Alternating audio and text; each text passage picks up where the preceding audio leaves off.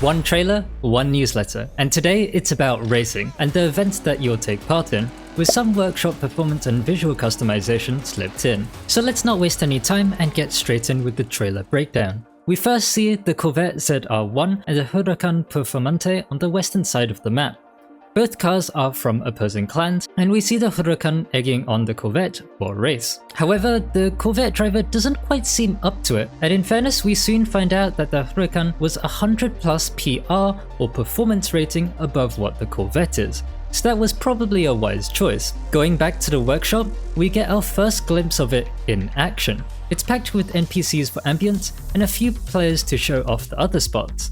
Now I'm gonna slow down the video since they speed ran through customization, just so that we can see what options we have. As said in the first newsletter, performance categories are split into 6 sections, which are engine, suspension/braking, transmission, aerodynamics, tires but with English simplified spelling, and ECU. It seems that for most performance parts, you have 5 levels you can chuck on, which should give a decent amount of flexibility when upgrading your car to a specific PR. I do wonder if the intake and exhaust options audibly will make a difference, but given how they're perfecting each car to sound like the real world thing, I don't mind if they don't. Suspension is where we first see a difference in upgrades.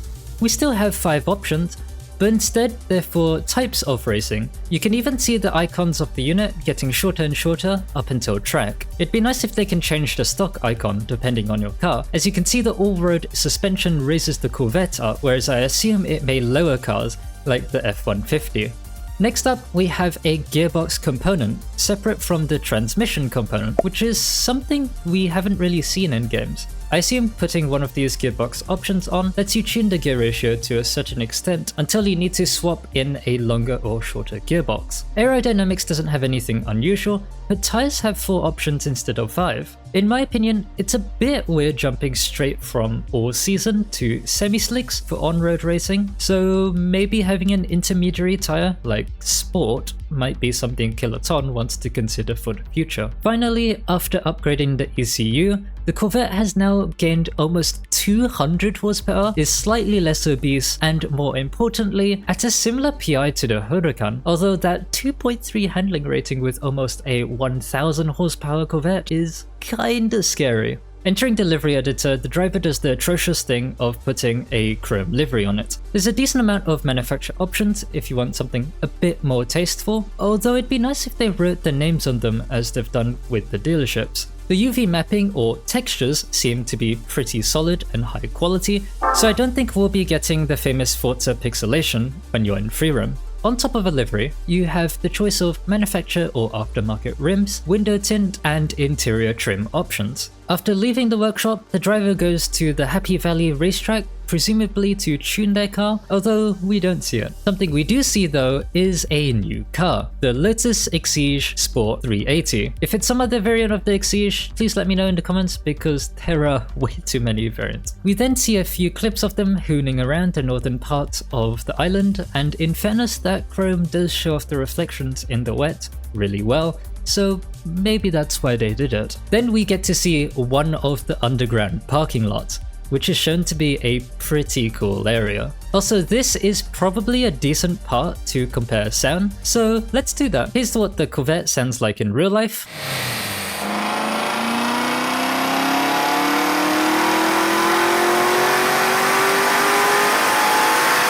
And this is in game.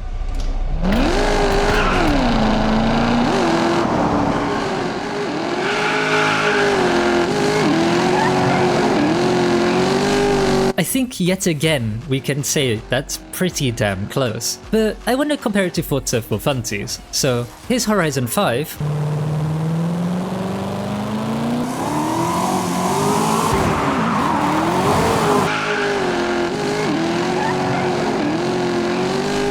I did like how the barrier in the car park actually moved, and I hope they implement them at some of the toll booths near Aberdeen Tunnel, because that would be pretty nice for when you're just cruising around. Finally, after driving through the neon lit city, we find the original Huracan player and are greeted with an instant challenge for 50 grand. We'll learn more about them when we talk about the newsletter, so after a short race, the superior clan comes out victorious and the trailer ends. Unfortunately, we didn't get to see a proper race, but we did see an official tournament race at TDU Connect, and the newsletter showcases all of the race and event types in TDUSC, so don't panic because there wasn't much racing in the trailer. The start of the newsletter talks about the clans, as they'll come in handy in a minute. Most of it is just a recap, but importantly it outlines that you don't actually need to join one of the clans in Solar Crown. So if this whole streets versus sharps thing really isn't for you, you're still allowed to progress as you please. However, it does say that by helping one of them to come out on top, you'll reach your objectives faster and unlock exclusive clan rewards. KT also outlined different ways to earn money, or solar coins as they're called in Solar Crown. Simple things like doing events, exploring stuff, completing wrecks, and using Frim. Interestingly, they outline secret areas under the exploration part, so there's definitely more to the map than simply just looking at it. Next are the instant challenges. In former TDU games, you flashed your headlights to start these, and in Solar Crown, it's no different.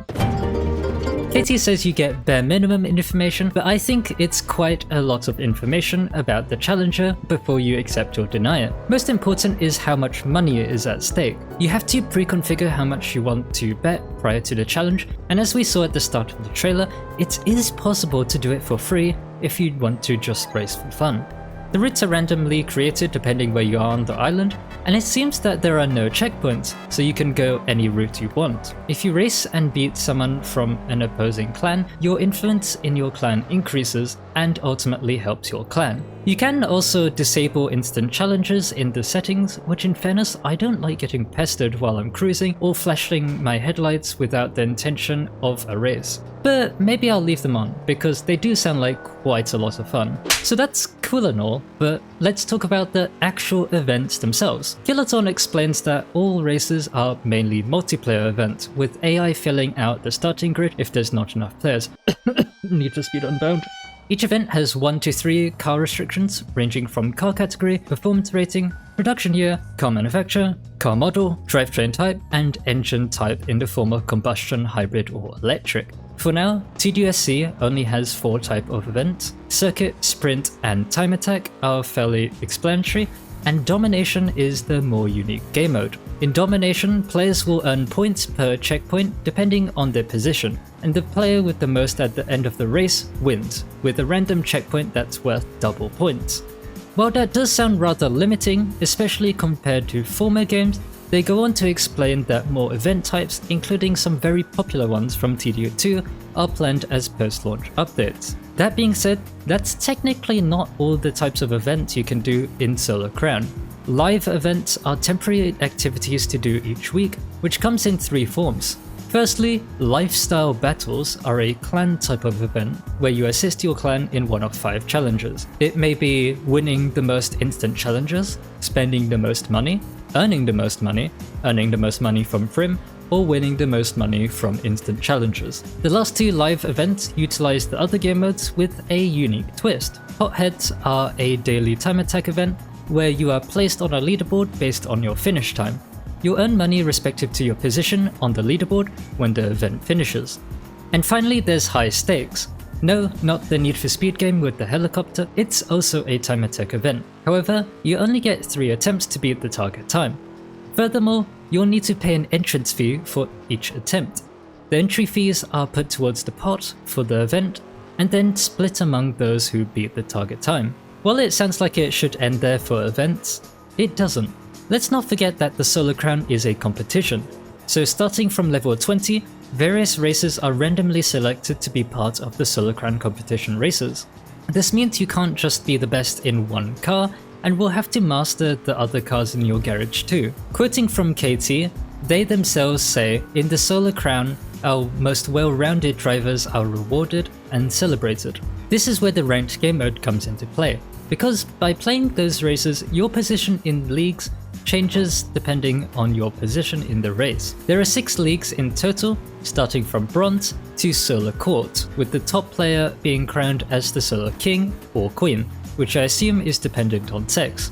I said sex, not gender, please don't cancel me. Anyone who finishes a season in the solo court, that being the top rank, receives an exclusive new car. After the season is over, you don't retain your position and everyone gets reset for the new season. Next up in the newsletter is about the driving experience. Firstly, the driving assists are more like a sim game, letting you switch from 0% to 100% of ABS and traction control. If you've ever played a sim game with modern race cars, you'll know that people drive with a bit of both to get the most out of their cars. So I wonder if that'll happen in TDUSC, especially for cars that have been modified. Then you've got the racing line, which you can switch between full, turns only, and disabled. Finally, your gearbox setting, which you can choose between manual, semi-automatic. Oh, these are the weapons. Sorry, Kylotonn. Your words, not mine. Remember that feature of switching between drive modes that I said Katie hasn't talked about yet? Well, now they have. You can now switch between a factory preset and 3 other presets, either from Sport for high speed, Trail for dirt and gravel, Dynamic for urban racing, Off-road for safe driving on all surfaces, Rain for wet conditions, Circuit for twitchy responsive driving, Cross country for clearing obstacles, and Relax for safe driving for cruising and exploration. So there are quite a lot of options to get the absolute most out of your car for whatever you're doing. Finally, Kylotonn gave us a summary of the last playtest, which saw over 5,000 people trying TDUSC for a short time, which is way more than I thought were getting invited. They explain how the playtests have been extremely useful for the development of the game, and more importantly, confirmed that there will be a new closed playtest in the coming weeks. They go on to say how more people and more regions will be invited to the playtest, so if you haven't been in a playtest before, make sure you register from the official Test Drive Unlimited website, which I'll leave in the description below, where you should totally not like, comment and subscribe. Thank you very much. If you've already been part of a playtest though, you don't need to re-register, so you can kick back and relax. Maybe Santa comes early, maybe he doesn't. In all seriousness though, game devs need holidays too, so I don't think we're getting anything till after Christmas. So don't get your hopes up too high of anything happening. I'm really happy that they did decide to delay this news though, so it didn't get overshadowed by GTA 6 or the paid awards, since this is quite a fair bit of info for 1 month, and the info has been rather tasty. I'm gonna leave you with a similar question to Kylotonn. Will you be spending your time cruising or racing in ranked? Anyway, have a nice rest of the week, and I'll see you next time. Bye! Leopard is not in chat right now, so he can't do that. Okay, welcome. I looked at... I was looking at chat. Hang on a second.